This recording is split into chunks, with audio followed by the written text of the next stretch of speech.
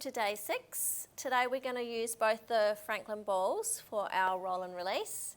We're going to release the shoulders or around your shoulder blades and your upper back.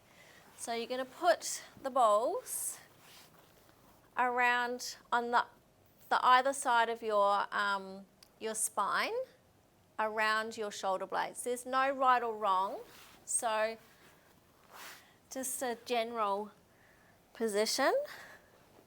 And then your hands are going to go behind your head. Now you can keep your head down. And then we're just going to go into it's almost like a side crunch. And you're just going to feel those balls rolling over and around those shoulder blades. Oh, it feels so good. Again, you're just going to breathe.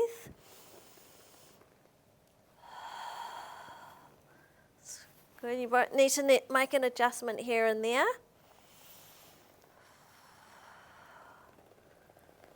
Good. If you lift your head up too much, you'll feel your neck a little bit, so try and keep the head down.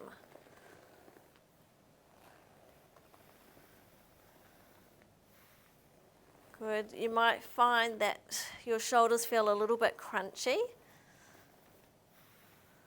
It's just generally tendons and things. I just need to move down a little bit.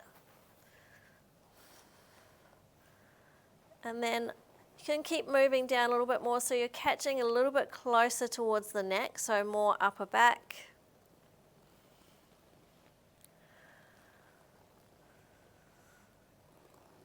Good. Again, there's no right or wrong, just go where it feels good for you.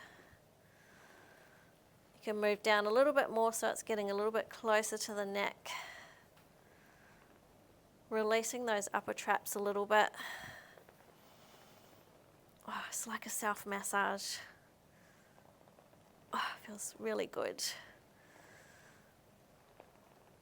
Good, and then just take the balls away. Lay yourself down. You'll find that your upper back is more kind of flat into the mat now. And that's your shoulder release.